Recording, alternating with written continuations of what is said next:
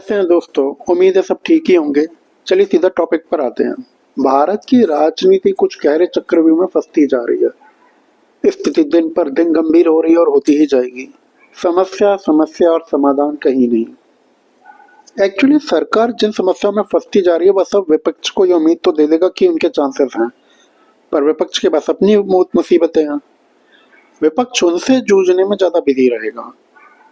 पर हाँ, हम जनता को ज्यादा नाउम्मीद होने की जरूरत नहीं है, क्योंकि जो कुछ भी कल की अवतार की राइजिंग लिखी है वो सबका भी समय चल रहा है। तो कल हमने अपना फेस तो रिवील कर दिया, पर अभी बाई फेस लाइव करने में या वीडियो बनाने में कुछ समय लगेगा। ऐसा नहीं हम कुछ तय करते हैं चीजें अपने आप हो जाती है, तो वह भी कुछ दिनों में शुरू कर देंगे। हमने आपको बहुत कुछ समझाया, आधार दिया। कुछ लोग बहुत पुराने कनेक्ट हैं, कुछ बीच में और कुछ नए। अब सीधी सी बात है, जो नए कनेक्ट होने चीजें इतनी क्लियर तो नहीं होंगी जितनी पुरानों को है। हम यहाँ पर चीजें क्लियर करते हैं, पर कुछ एक लाइन आपको बता देते हैं। हम यहाँ पर चीजें क्लियर करते हैं पर कुछ भ्रम भी रखते हैं। अब ये आपके विवेक के ऊपर है कि जो क्लियर कर रहे हैं आप उसे समझ पाओ, और जहाँ भ्रम में डाल रहे हैं आप उसे भी समझ पाओ। समझ में आ जाती हैं तो ठीक है, नहीं आती तो भी कोई बात नहीं। जब समय आएगा तब आ जाएंगी। चलिए प्रोजेक्ट के को समझते हैं। लॉस मतलब कानून। कानून बनते इसलिए हैं कि सामाजिक संरचना चलती रहे, उनका पालन हो सके, सामाजिक दायरा न टूटे और सब कुछ ऐसे हो कि कोई कुछ गलत ना कर पाए। पर प्रैक्टिकली ऐसा नहीं होता। समाज में जो शक्तिशाली पोजीशंस पर होते हैं वह अक्सर इन नियमों का गलत फायदा उठा ले जाते हैं, उन्हें अपने पक्ष में कर लेते हैं।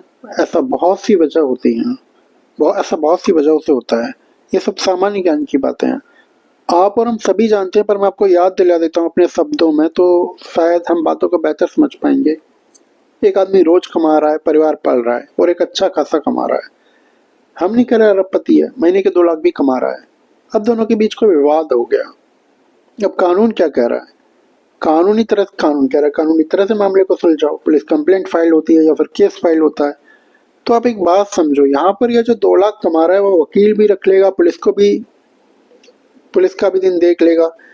पर ये जो दिन का कमा रहा है उसे अपनी कमाई लेफ्ट करनी होगी उस दिन वो नहीं कमा पाएगा, वो अपना परिवार नहीं पाल पाएगा, रोटी देना तक मुश्किल हो जाएगा। हम नहीं कह रहे यह जो 2 लाख महीने कमा रहा है वह रिश्वत वगैरह दे रहा है या देगा, पर फिर भी यहाँ पर मान लो सब कुछ ईमानदारी से हो रहा है, फिर भी सिस्टम से ऐसे काम कर रहे हैं कि यह कमजोर या गरीब के फेवर में नहीं है। जब यही बात फिर उस 2 लाख कमाने वाले के केस में अप्लाई हो जाती है, जब वह करोड़ कमाने वाले से उलझ लेता है, अब सिस्टम उसके साथ भी नहीं है। तो वह कौन सा पॉइंट है जहाँ सिस्टम किसी कमजोर के फेवर में नहीं रहता? वह सबसे पहले है समय का पॉइंट। कमजोर आदमी का समय बुक है, वह अगर दूसरी जगह पर लगाता है तो वह हारना शुरू हो जाता है। अब कुछ और गहराई में चलते हैं। कमजोर और ताकतवर में ये जो अंतर आ रहा है समय का, वह आ क्यों रहा है? ताकतवर के लिए एक सिस्टम काम कर रहा है और कमजोर के लिए सिस्टम काम नहीं कर रहा। चलो इसे समझते हैं। एक मूंगफली बेचने वाला एक शोरूम वाले से उलझ गया। शोरूम वाला अपने शोरूम पर नहीं आएगा तो भी शोरूम चलेगा। मूंगफली वाला अगर ठेले पर नहीं जाएगा तो फिर तो उसका ठेला चलेगा नहीं, लगेगा। या फिर उसके बच्चे लगाएंगे तो पढ़ाई छूटेगी उनकी। तो जितना भी अभी तक आपने पढ़ा सोचा समझा है, कली को वह लालच ईर्ष्या माया इन सब पर जिंदा रहता है, अपनी सत्ता संभालता है, वह सब ठीक है अपनी जगह पर यह 2 चीजें, समय और सिस्टम, यह कली को अपना राज चलाए रखने में मदद करते हैं। यह है जो उसकी नींव बनाते हैं। बात यहाँ पर सही या गलत की हो ही नहीं रही, बात है समय और सिस्टम किसके पास है। यह इकोसिस्टम है और यह ऐसे ही काम करता है। तो कल की जब भी कर्म शुरू करेंगे, कली के हाथ से ये दोनों ही चीजें ले लेंगे। मतलब कल की जब भी कर्म शुरू करेंगे, कली के हाथ से ये दोनों ही चीजें ले लेंगे, उसका समय और उसका सिस्टम। पहले धीमे धीमे करके लेंगे, फिर पूरी तरह से ले लेंगे, उसका समय भी और उसके सिस्टम्स भी। अब ये कैसे होगा? कल के एक सामान्य परिवार से होंगे और बहुत अमीर नहीं होंगे, पर फिर भी यह समय और सिस्टम उनके फेवर में काम करेगा। कैसे कर सकता है? आध्यात्मिक और सांसारिक दोनों तरह से समझ लेते हैं। कल की एक अलग ही सिस्टम का हिस्सा है, उसमें प्रकृति पर ब्रह्म उनकी चेतना है। यह तो होगी आध्यात्मिक बात। अब आप आओ सांसारिक बात पर। जो प्रोजेक्ट के है वह इस तरह से बिल्ड है कि अगर सामने 1 करोड़ की कंपनी तो प्रोजेक्ट के 1.5 करोड़ का है, सामने का 10,000 करोड़ की कंपनी तो प्रोजेक्ट के 15,000 करोड़ का है, सामने का दुनिया की सबसे बड़ी अर्थव्यवस्था है तो प्रोजेक्ट के उससे 1.5 गुना बड़ा है। अब इस बात के फायदे और घाटे आप समझ लो। सांसारिक जगत के युद्धों में पोजीशन की बहुत बड़ी वैल्यू होती है। मतलब कुरुक्षेत्र का युद्ध ऐसे भी लड़ा जा सकता था कि पहले कौरव शिखंडी को ही खत्म कर देते, पहले कौरव उस अश्वत्थामा हाथी को ही मार देते या उसे घुसने ही नहीं देते। बहुत सी बातें थी जो कौरव कर सकते थे पर नहीं कर पाए। इसे आप एक चीज और कह सकते हो, कृष्ण एक एक करके कौरव के सारे योद्धाओं को खर्च करते चले गए। अब आप इसे प्रोजेक्ट के कह लो या फिर आप इसे कल्कि के कर्म कह लो, कुछ भी कह लो, ये बस ऐसे ही काम करता है। यह कली के सारे साधन सारी शक्तियां बस खर्च ही करता चला जाएगा। चलो दूसरी तरह से समझते हैं। वह जो आम आदमी कुछ भी कर रहा था उसका फिर विवाद होता है किसी ताकतवर से। ताकतवर के पास समय और सिस्टम दोनों है उसे सपोर्ट करने के लिए, पर इस बार जो कमजोर दिख रहा है उसके पास भी समय और सिस्टम है। अच्छा, इस समय और सिस्टम के कॉन्सेप्ट में क्या होता है, जिसका समय और सिस्टम खर्च हो ज्यादा खर्च होता है वही खतरे में आ जाता है। कुरुक्षेत्र के युद्ध में अश्वत्थामा हाथी मारा गया तो वहां हाथी मारा गया तो वहां कौन मारा गया? कौरवों की तरफ से द्रोण। अगर एक कमजोर अपना समय कहीं और दे रहा है तो उसकी तो कमाई चली गई, पर एक ताकतवर का क्या गया? कुछ नहीं। कुछ वर्षों पहले भारत में कई मोबाइल कंपनियां थी और सही तरह से चल भी रही थी। फिर रिलायंस आया, मतलब जियो आई। जियो ने खर्चा शुरू किया और सारी कंपनियां खर्च होती चली गई। कली के केस में पता है क्या होगा? कल्कि एक तरफ से खर्च करते चले जाएंगे और दूसरी तरफ से कली, उसके साधन, लोग सब खर्च होते चले जाएंगे और कोई कितना भी ताकतवर हो सब निपटते जाएंगे। आपको रामायण और महाभारत के युद्धों को कुछ दोबारा से समझना होगा। जब तक रावण और कौरवों को नुकसान हो नहीं रहा था तब तक नहीं हो रहा था, कुछ नहीं हो रहा था। पर जब नुकसान या हानि होना शुरू हुई तो फिर वह शुरू हो ही गई। जब रावण की हानि शुरू हुई तो लंका जली, कुंभकर्ण गया, मेघनाद गया, यही सब कुरुक्षेत्र में हो रहा था।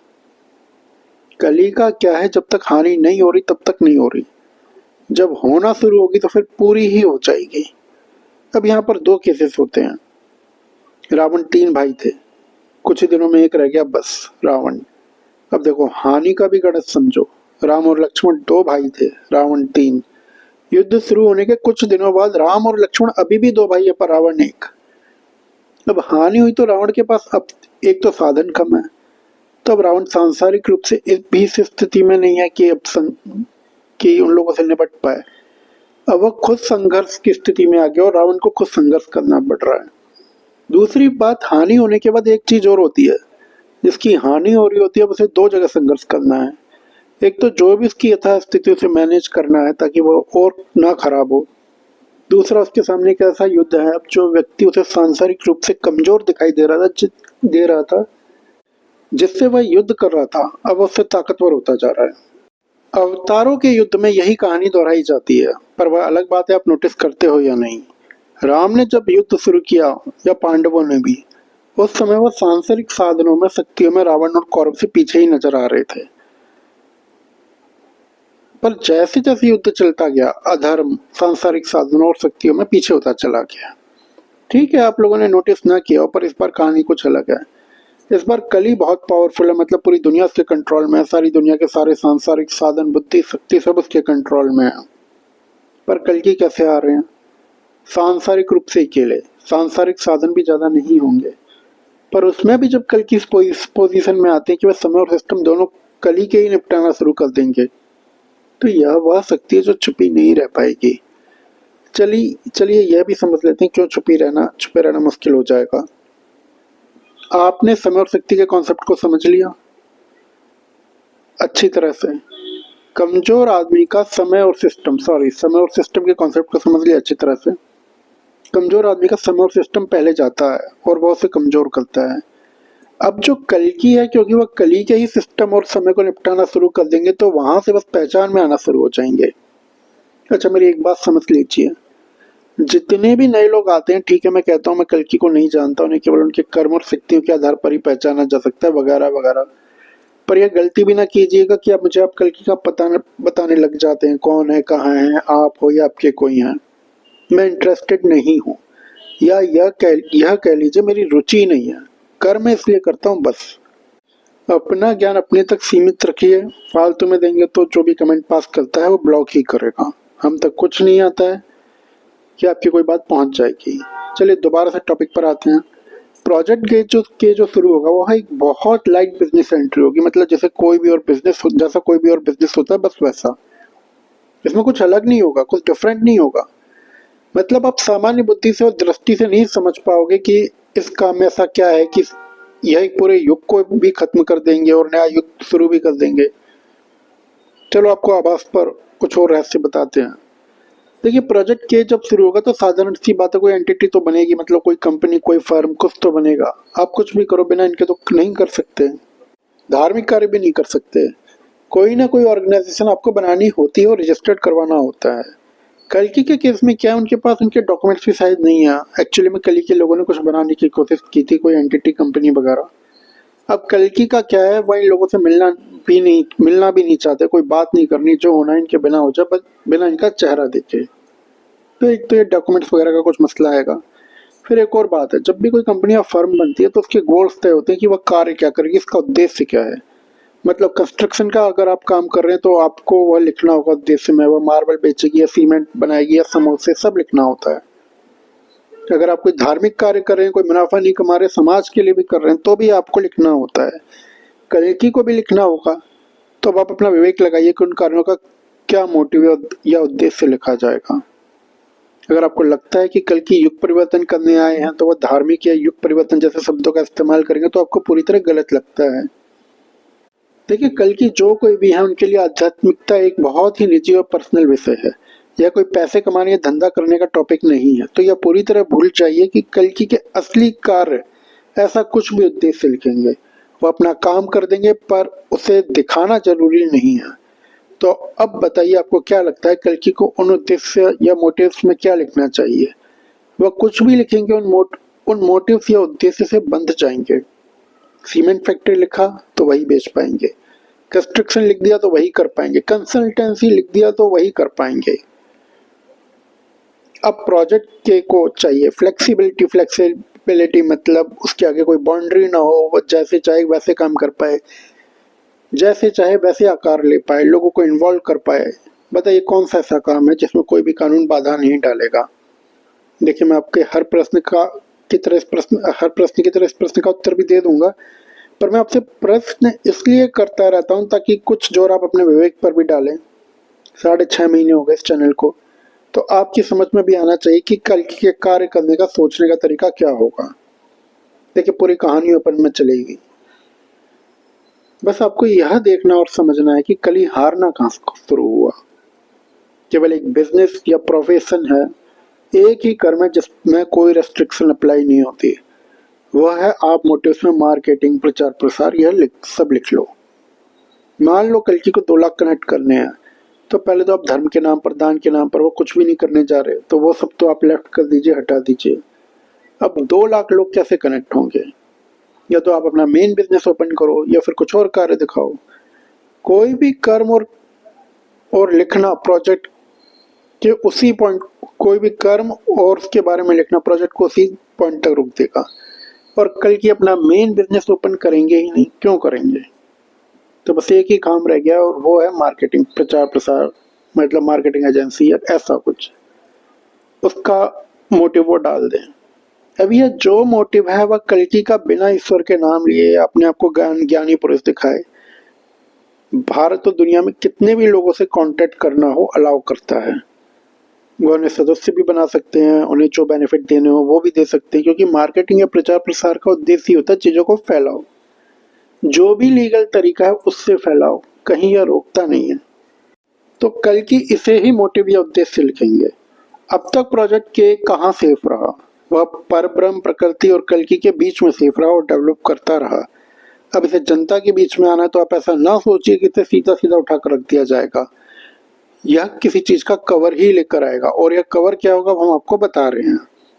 तो कहने को एक बहुत ही नॉर्मल एक्टिविटी होगी, पर उस नॉर्मल एक्टिविटी के पीछे क्या कहानी होगी वह बता दिया। चलिए और कुछ बताते हैं। कहने को तो चलो एक बिजनेस का कवर लेकर आएगी, पर शुरू से ही आपको इसमें एक अलग लेवल की स्पिरिचुअलिटी या आध्यात्मिकता दिख जाएगी। शुरू से ही यह जो प्रक्रिया है आपको बहुत कुछ आभास करा देगी। यह भी बता देगी कि बिजनेस का केवल कवर है, सत्य में हो कुछ और रहा है।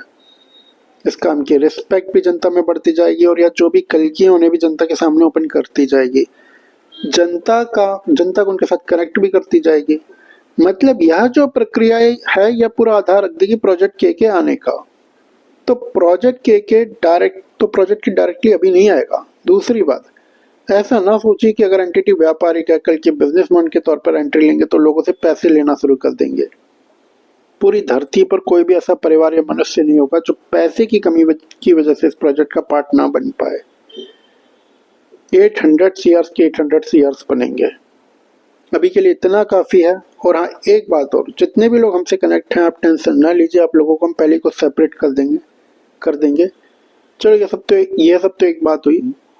अब वीडियो के शुरू में हमने क्या कहा था, कल और उसके लोगों का समय और सिस्टम कल की दोनों को ही निपटाते चले जाएंगे। या जो भी मैं आपको कुछ बता रहा हूँ, जो भी एंटिटी आएगी यह ये काम शुरू से ही करना शुरू कर देगी। बहुत ही अच्छी बात है, बता रहा हूँ आपको, एक जीवन से सीखी हुई है। जिसे पता है ना उसे जाना कहाँ है, और वह इस बात को रहस्य भी रख सकता है। आप उस मनुष्य का रास्ता नहीं रोक सकते। जब आपको पता ही नहीं है उसे जाना कहाँ है तो आप उसका रास्ता कैसे रोकोगे। कली और उसके मनुष्यों के साथ यही होना है। कल्कि के प्रकटीकरण के 3 चरण थे। पहला पूरा हो चुका है। इसका कार्य बस इतना था कि जनता में एक आधार बन जाए। सत्य में कल्कि कौन है, कहाँ है, कैसे है, मुझे आभास होता है यह चरण शायद पूरा हो गया। दूसरा, यह एंटिटी जो अब आ रही है यह पूरा कर देगी। और तीसरा है दुनिया की सबसे बड़ी कॉर्पोरेट एंट्री। अच्छा, क्या कोई बाधा आएगी, कोई रुकावट? नहीं आएगी। जो आपको बताया जा रहा है कल्कि का प्रकटीकरण वैसे ही होगा और बाकी हर जगह बातें हो जाएंगी। तो विश्वास करते हैं तो कीजिए। और हाँ, क्योंकि कली और उसके लोगों को यह नहीं पता कि चक्रव्यूह रचा कैसे गया है। वह केवल समय और सिस्टम की बर्बादी करेगा अपने। अच्छा, एक बात और मैं कवर किए लेता हूँ, कल्कि अवतार एक ही है, कोई दूसरा नहीं। और अगर इस बारे में कुछ और विचार किसी के हैं तो फिर वो समय के साथ उनके क्लियर हो जाएंगे। दूसरी बात, जितने भी लोग यहाँ पर third temple, anti Christ, Israel, Iran को लेकर परेशान रहते हैं, देखिए वीडियो की अपनी लिमिटेशंस होती हैं जहाँ उन्हें कवर करना होता है। वीडियो की अपनी लिमिटेशंस होती है, समय की मर्यादा होती है। जहाँ उन टॉपिक्स को कवर करना होता है मैं उन टॉपिक्स के बारे में बात करता हूँ, पर वह मेरी प्रायोरिटी नहीं है। मुझे कोई फर्क नहीं पड़ता वहाँ पर क्या होगा क्या नहीं, फिलहाल तो नहीं। मेरी पहली प्रायोरिटी उस टॉपिक को कवर करने की जहाँ से कल की लीला शुरू होगी। अभी के लिए इतना ठीक है। बाकी देखो, ट्रोलर्स और दूसरी परेशान आत्मा, जो मैंने चैनल शुरू किया था तो मैंने पहले वीडियो से कहा था कि 2025 शुरू हुआ है और जैसे जैसे ये गुजरेगा लोग कल्कि के आने की टाइमलाइन बढ़ाते चले जाएंगे, पर कल्कि इसी साल आएंगे। और हाँ, हर जगह कल्कि की केवल बातें होंगी, आएंगे कहीं से नहीं, वैसे ही आएंगे जैसे बता रहे हैं। परेशान होने से कोई फायदा नहीं है, समोसे खाओ, खुश रहो। बाकी दोस्तों, आपको तो पता ही है कि मैं नहीं जानता कल्कि कौन है। बाकी आप अपना विवेक लगा ही लेंगे। चलिए मिलते हैं अगले वीडियो में।